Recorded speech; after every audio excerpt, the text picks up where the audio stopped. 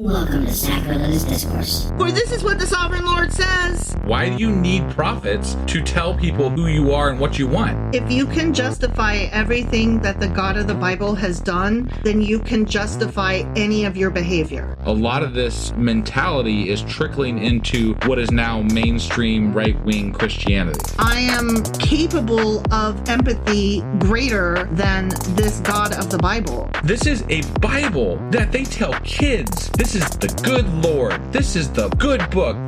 He is fantasizing about murder, mass murder. Head over to sacrilegiousdiscourse.com right now to find out how to leave us a review or support us on Patreon.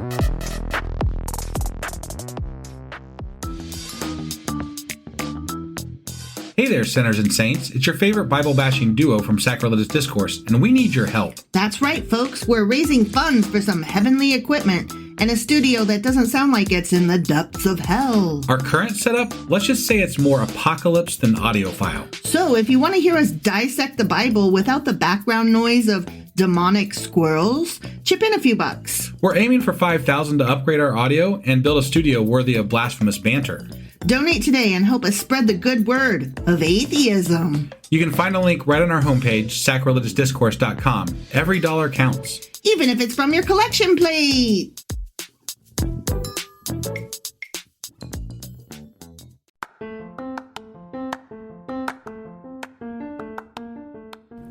Welcome to Sacrilegious Discourse. I'm husband. And I'm wife. Together, we're reading the Bible for the very first time. We grew up without religion and wanted to know what all the fuss was about. Well, what have we learned so far? That God is a dick, and apparently some people believe in talking donkeys? We're not trying to pass ourselves off as experts. Nope, we're just reading the Bible for the first time and giving our first take reaction. If you'd like to join us in this venture, you might consider starting at episode 1. Otherwise, jump in wherever you like. All right, let's go read the Bible. Yeah, let's get to it.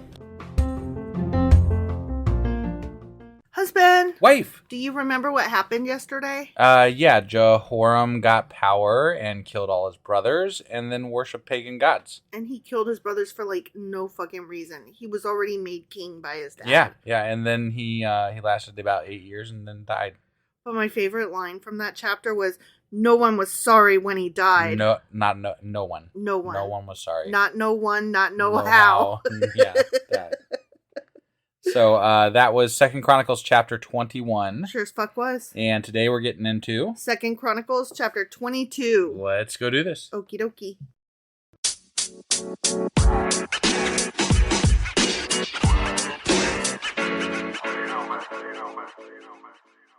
Okay. 2 Chronicles chapter 22. Okay. I just wanted to see if I could do a sing. You did. You made out it. of the you, numbers. You did it. I song. It's done. Yeah. It's been done. I know. I'm sorry. Okay. It wasn't very good, but I don't know. I thought maybe we were starting like a monk chant or something. No, just every once in a while I just like to make noise, you know? Yeah. Like, every once in a while. Huh? Just only every once in a while? Yeah. Okay. Yeah. Then the people of Jerusalem made Ahaziah, Joram's youngest son, their next king. Yay, no more murderous fuck. Since the marauding bands who came with the Arabs had killed all the older sons. Son of a... Remember? Wait, what? They had killed all of his sons. Oh, that's right. They left the youngest. Yeah. Because somebody had to carry on the David line. Right. And it better be the youngest one because he doesn't know what the fuck his dad did. He did the baby. He wasn't trained. He did the baby. He wasn't trained by the idiot. No, he the baby. Right.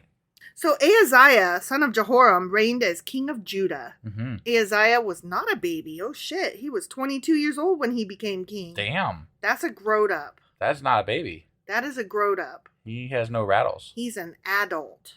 Okay, let me ask you this. What?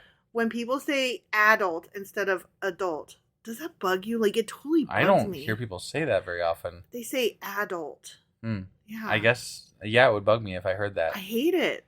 It's kind of like, okay, even though I know it's totally British, it's like when somebody British says controversy instead of controversy. Yeah. And the other day I said... I kind of like controversy. Controversy. I said that the other day and you looked at me and I was like, I was trying to be British just then. Yeah. But I mean, like, that one is, you got to try. It's kind of like when, I don't know, when I hear someone British speaking, I think it's, adorable. Right. And same thing for like Minnesotans and stuff, like and Canadians and stuff, like it's, yeah.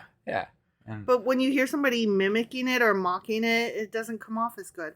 Like, sometimes when Americans try to sound smarter than they are, like when Americans say whilst, and I'm like, you're not fucking British. It's while, not whilst. Yeah.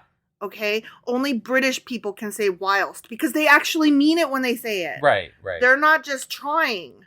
Yeah. Like, it just is the way they speak. Do you ever wonder, like, if people think something of our accent? Like, do we have an accent? Of course we have an accent, but... I mean, we do have an accent. I just don't... Nobody knows they have an accent, right? But do some people know they have... Like, I've never heard somebody say, Midwestern... I guess I have heard Midwestern accent. Yeah, it's... But, like...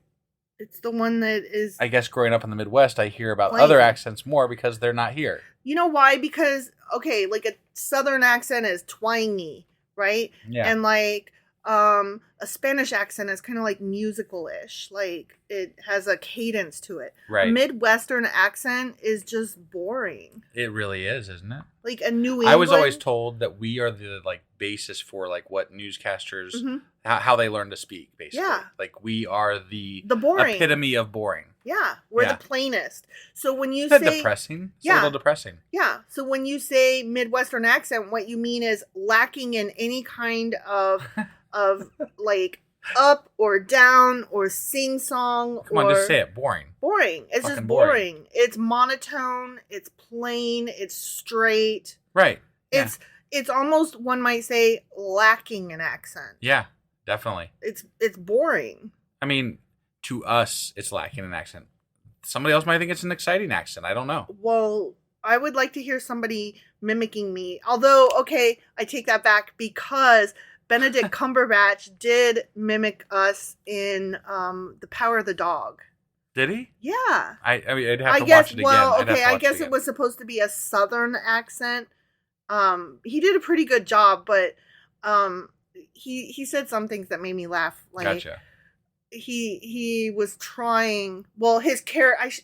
I'm trying to differentiate him from his character. Yeah. He was just trying to sound American. His character was trying to sound Southern and uneducated. Got it. He wasn't. His character was trying to, even though his character was actually intellectual. Got it. But didn't want to come off that way. Right. So he on purpose said things like panano instead of piano. Got it.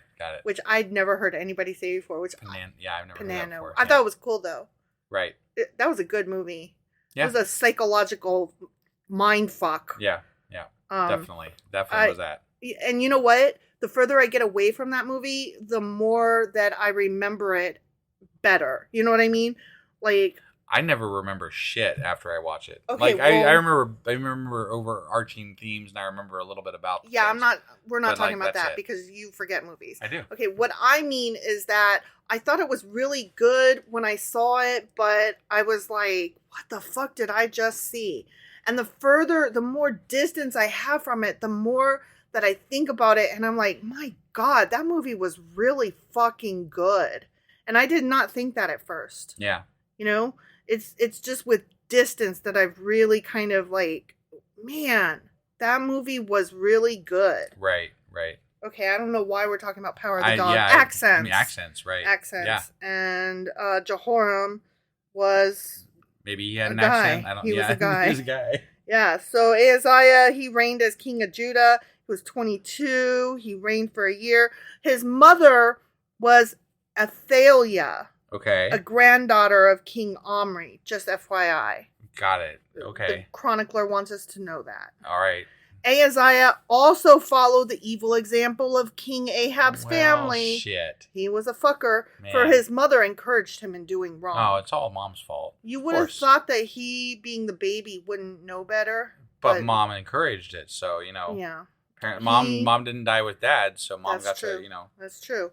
He did what was evil in the Lord's sight, just as Ahab's family had done. Man, that's why this is, yeah. They even became his advisors after the death of his father, and they led him to ruin. Damn it. Why did you have to lead him to ruin? Wow. That's I mean, those strong other guys, words. they're going to lead you to ruin. They led him to ruin. Don't you know this? Like, you've seen it happen. Like, all these other kings that worship the not gods, right? They get ruined. They because get of ruined. because God. Yeah. Right? Following their evil advice, Ahaziah joined Joram, the son of King Ahab of Israel, in his war against King Hazael of Aram at Ramoth Gilead. Mm-hmm. When the Arameans wounded Joram in the battle, he returned to Jezreel to recover from the wounds he had received at Ramoth.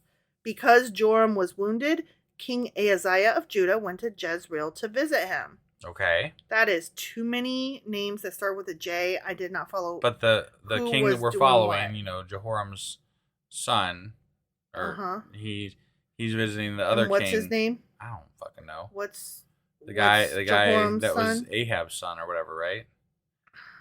Jehoram's son is Ahaziah. Ahaziah, yeah. Ahaziah, yeah. Okay. Ahaziah went to Jezreel to visit this other guy. Yeah. Okay, the bad guy. Ahab's son or whatever. Right.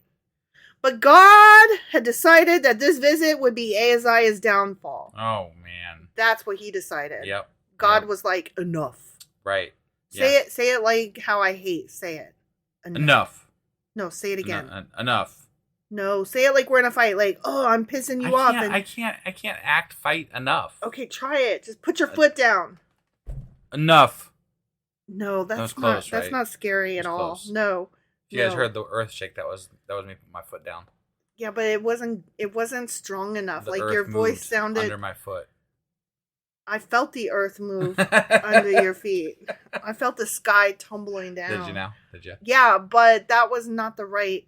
I can't. I know there's this thing. I've been told it by like 5 men in my life, and every time it's like the most mannish, strong, like they look at you and they just say enough.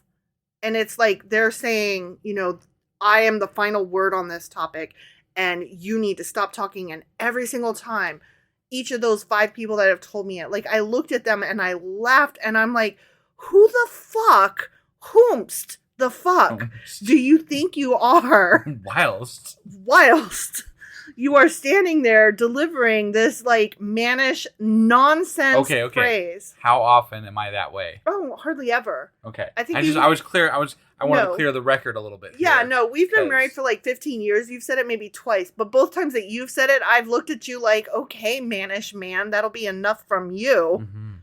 But your brother said it to me once, and I laughed and I was like, oh, is it? Because you said so, huh? Like, who the fuck says enough to somebody else? Like I'm the final word. Like, I don't know who the fuck you think you are, but you're not the one who decides if it's enough or not. All right, that's enough, darling. Oh, you better fuck the fuck off right now. But there have been a couple of other men, and it's only men. I've never, ever had a woman, and I have fought with women before, like argued heatedly. Mm-hmm. I've never had a woman look at me straight in the eye, standing tall and square, and say, enough. Like, who the fuck? Only a mannish man does that. No, don't.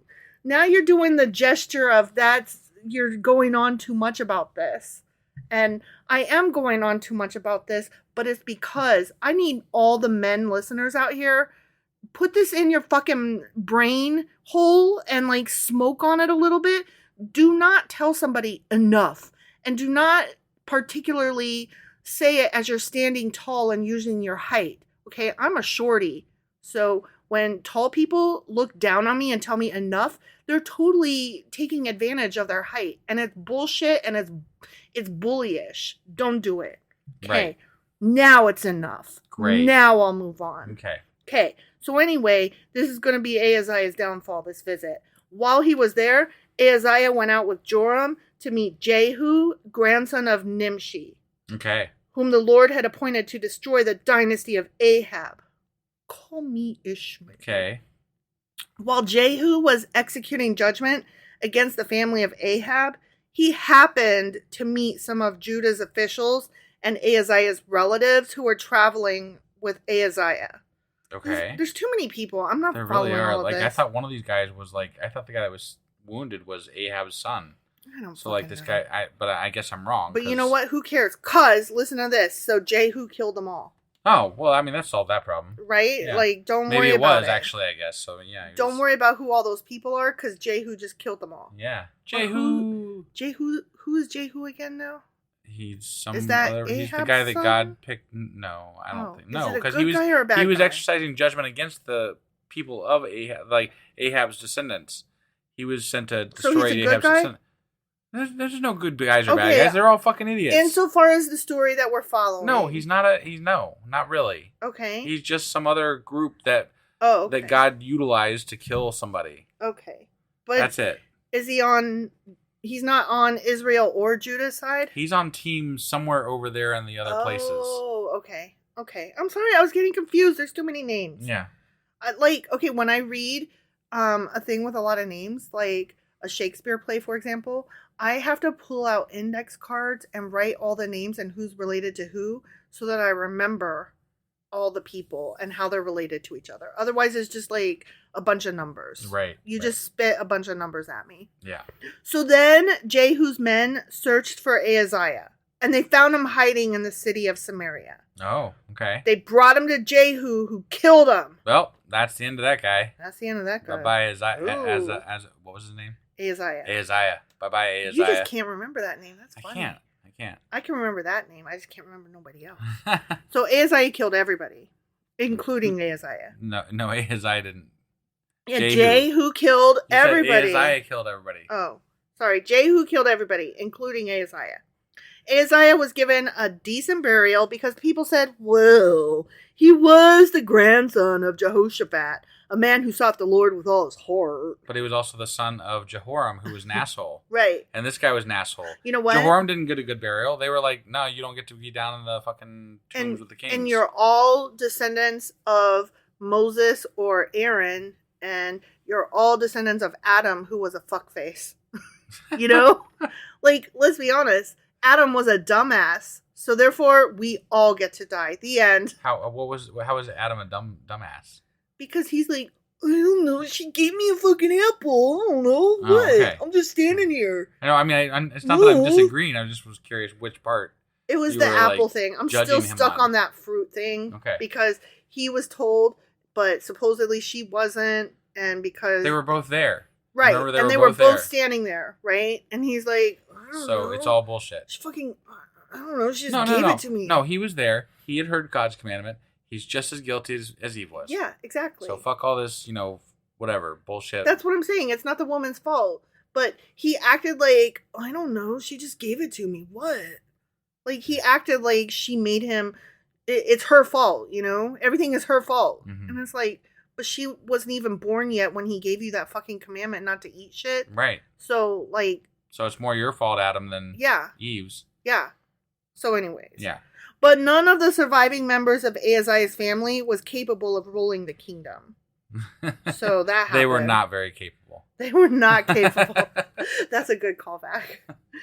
When Athaliah, the mother of King Ahaziah of Judah, learned that her son was dead, she began to destroy the rest of Judah's royal family. Because she was like, no, you did not. Wow. No, you did not just kill my child. I'm done with you. It's off. Damn. But Ahaziah's sister, Jehosheba, the daughter of King Jehoram, took Ahaziah's infant son Joash and stole him away like Moses. From among the rest of the king's children who were about to be killed. Interesting. I remember this story. She put Joash and his nurse in a bedroom, and in this way, Jehosheba, wife of Jehoiada the priest and sister of Ahaziah, hid the child so that Athaliah could not murder him. There's a lot of stories in the Bible of somebody rescuing an infant from infanticide. Mm-hmm. There's a lot of stories, and it's not just in Bible stories. It's in all, pre-modern, whatever lore. Mm-hmm. There's a lot of that. It's crazy. Yeah.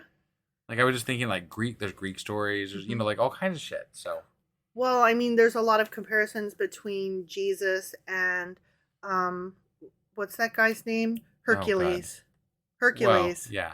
Because they're both half God, half man kind of thing. Sure. And they both are like walking the earth kind of thing. Like, I don't know, am I a god or am I not? I mean, let's just be honest. Every god that's ever been invented has been invented before. It was been invented before. Like, even probably the oldest one that we know about probably is a mixture of other ones that we hadn't ever heard about. They came together at some point and formed this one story that is the first one that we, learned of from anything that was written down. Yeah. Or passed down through oral histories. Right. So even the first gods we are aware of were based on previous and they were mixed together from other groups. So I mean, like, it's all a mess. It's all a mess. Yeah. And the fact is that none of them exist, so yeah. Who cares? Duh. Honestly.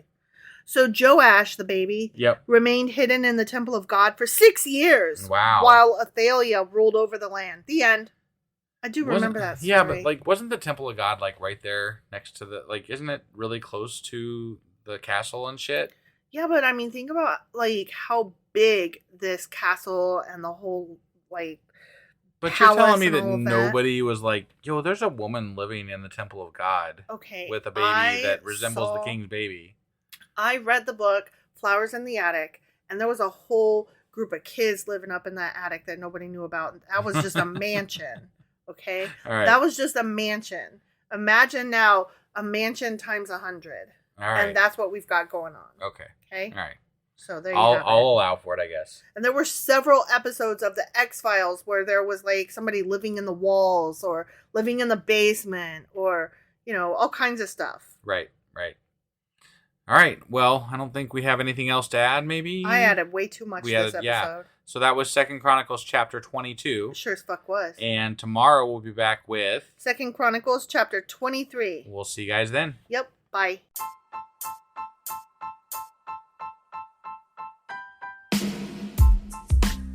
Hey, wife, I guess that's the end? But husband, that's just sad. It doesn't have to be. We are on lots of social media platforms like Twitter. Our handle there is sacrilegious_D. For D's nuts. Oh my God. Stop doing that. Anyway, we're also on Facebook, Instagram, and Pinterest. There's a link to all of our social media sites at our website. Ooh, we have a website? Yeah, it's sacrilegiousdiscourse.com, where you can also find a link to our merch shop. We have a merch shop? Yep, we have podcast-themed clothing, mugs, notebooks, and more, as well as an atheist and science-themed products. Wow, our fans should really go check that out right now. Definitely. They can get in touch with us by sending an email to sacrilegiousdiscourse@gmail.com. But before they do that, we could really use some help. Oh yeah? With what?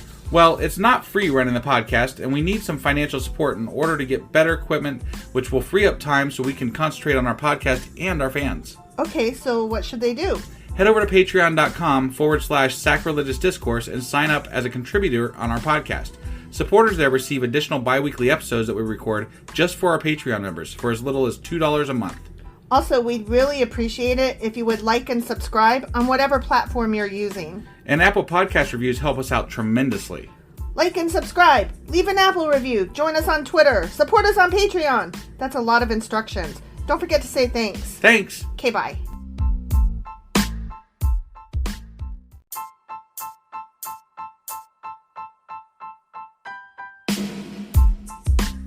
Hey, wife, I guess that's the end? But husband, that's just sad. It doesn't have to be. We are on lots of social media platforms like Twitter. Our handle there is sacrilegious_D. For D's nuts. Oh my God. Stop doing that. Anyway, we're also on Facebook, Instagram, and Pinterest. There's a link to all of our social media sites at our website. Ooh, we have a website? Yeah, it's sacrilegiousdiscourse.com, where you can also find a link to our merch shop.